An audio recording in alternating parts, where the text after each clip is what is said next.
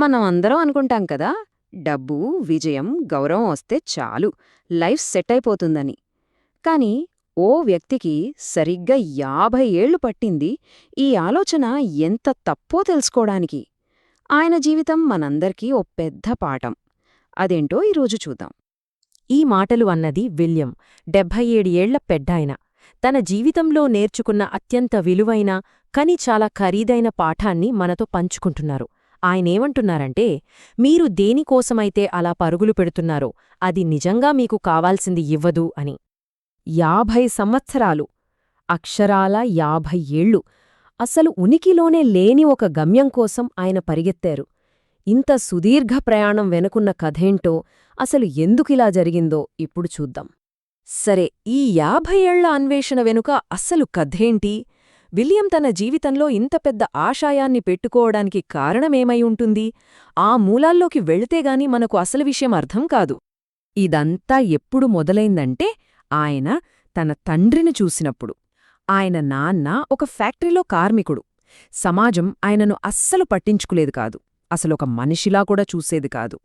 ఆ చిన్ననాటి జ్ఞాపకమే విలియం జీవితాశయానికి నిప్పు రాజేసిందన్మాట. విలియం మాటల్లోనే విందాం. నాకు అప్పుడు ఓ 10-11 ఉంటాయి. అప్పుడే నాలో ఏదో ఒకటి గట్టిగా చెప్పింది, నేను ఇలా ఉండకూడదు, నేను ఎవరో ఒకరిగా ఎదగాలి అని. చూడండి, ఆ చిన్న వయసులోనే ఎంత బలమైన నిర్ణయం తీసుకున్నారో. మరి ఈ లక్ష్యం కోసం ఆయన ఏం కోల్పోయారు? దానికోసం చెల్లించిన వెల చాలా చాలా పెద్దది. వారానికి 60-70 గంటల పని అంటే ఆలోచించండి. సొంత పిల్లలు పెరుగుతుంటే ఆ క్షణాల్ని చూడలేకపోయారు. కుటుంబంతో కలిసి భోజనం చేసే సమయం లేదు. వాళ్ల బేస్బాల్ ఆటలకు వెళ్లలేకపోయారు. చివరికి ఇంట్లో ఉన్నాకూడా, భార్య పక్కనున్నాకూడా మానసికంగా అక్కడ లేరు. ఇవన్నీ ఆ పరుగులో వదిలేసుకున్నవే. సరే, ఇన్ని త్యాగాలు చేశారు కదా, మరి కోరుకున్నవన్నీ సాధించాక ఎలా అనిపిస్తుంది? ఇక్కడే కథ అసలు మలుపు తీసుకుంటుంది. విజయం తలుపు తట్టిన ఆ క్షణంలోనే ఓ పెద్ద నిరాశ కూడా మొదలైంది. తన 52వ ఏట విలియం అనుకున్నది సాధించారు. ఒక పెద్ద కంపెనీకి వైస్ ప్రెసిడెంట్, మంచి కార్నర్ ఆఫీస్, అందరూ సర్ సర్ అని పిలుస్తున్నారు. అవును, ఆయన సక్సెస్ అయ్యారు. బయటకు చూసేవాళ్లందరికీ ఇదో అద్భుతమైన విజయం. కాని ఆయన లోపల ఎలా ఫీలయ్యారో తెలుసా? నేను ఈ పర్వతాన్ని ఎక్కడానికి నా సర్వస్వం ధారపోశాను, కాని తీర పైకెక్కాక చూస్తే అక్కడ ఏమీ లేదు. ఈ ఒక్క మాట చాలు ఆయన ఎంత శూన్యంగా ఫీలయ్యారో అర్థం చేసుకోటానికి. అప్పుడు తనలో తానే అనుకున్నారు, దీనికోసమేనా నేను నా జీవితంలో ప్రతీదీ వదులుకున్నది? ఈ ప్రశ్న ఆయన్ని కుదిపేసింది. బహుశా జీవితంలో ఏదో ఒక దశలో మనలో చాలామందికి ఈ ప్రశ్న ఎదురవుతుందేమో. సో అసలు ఈ పరుగు దేనికోసం? ఎన్ని సంవత్సరాల తర్వాత విలియంకు అస్సలు విషయం అర్థమైంది. ఆయన తెలుసుకున్న ఆ సైకలాజికల్ నిజమేంటంటే, ఇక్కడ చూడండి, ఈ రెండు విషయాల మధ్య తేడా మనకు చాలా స్పష్టంగా కనిపిస్తుంది.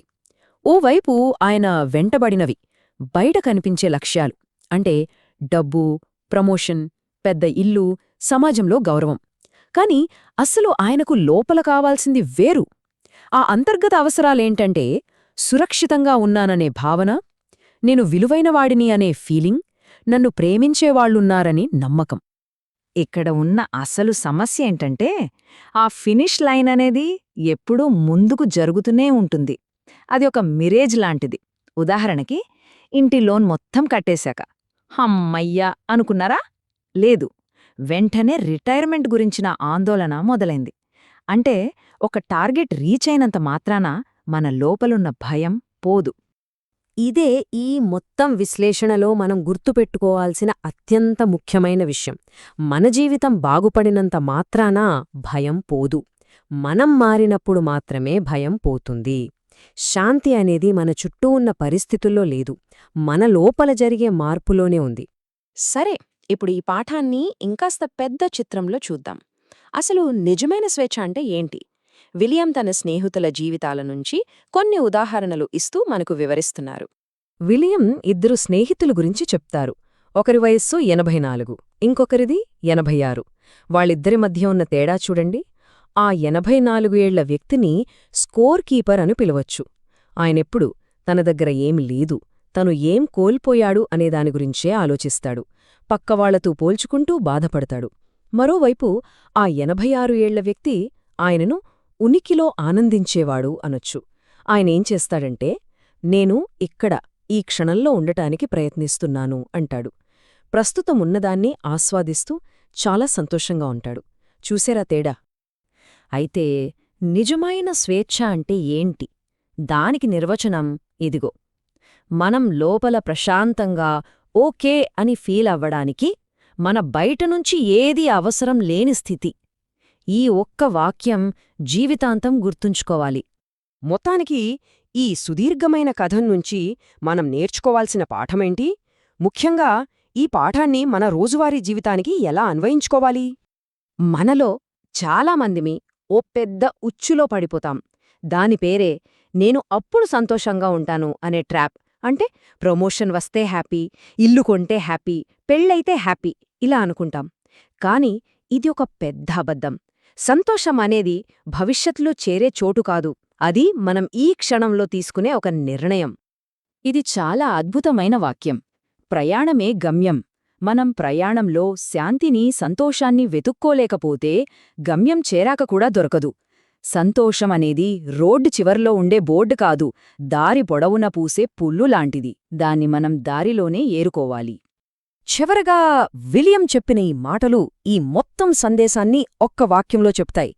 మీరు దేనికోసమైతే వెతుకుతున్నారో అదంతా ఇప్పటికే మీ లోపలే ఉంది. దాన్ని గమనించాలంటే ముందు మీరు ఆ పరుగాపితే చాలు. ఈ విశ్లేషణను ముగించే ముందు ఒక్క ప్రశ్న. మనం ఇప్పుడు ఉన్నది ఉన్నట్లుగా ఈ క్షణంలోనే చాలు, మనం సంపూర్ణులం అని గట్టిగా నమ్మితే మన జీవితంలో ఎలాంటి మార్పు వస్తుంది? ఈ ప్రశ్న గురించి ప్రతి ఒక్కరూ ఆలోచించాలి. ఈ వీడియో మీ మనసును కొంచెమైనా తాకితే, మీకు ఉపయోగకరంగా అనిపిస్తే ఒక చిన్న సపోర్ట్గా లైక్ చేయండి. ఇలాంటి మంచి విషయాలు మరింతమందికి చేరాలంటే మీ ఫ్రెండ్స్తో షేర్ చేయండి. మరి ప్రతిరోజు కొత్త వీడియోలు మిస్ కాకుండా ఇప్పుడే కేవీ టాక్స్ ఛానల్ను సబ్స్క్రైబ్ చేయడం మాత్రం ఎప్పటికీ మర్చిపోవద్దు. ఇది కేవీ టాక్స్. మన మాట, మన భావం, మన జీవితం.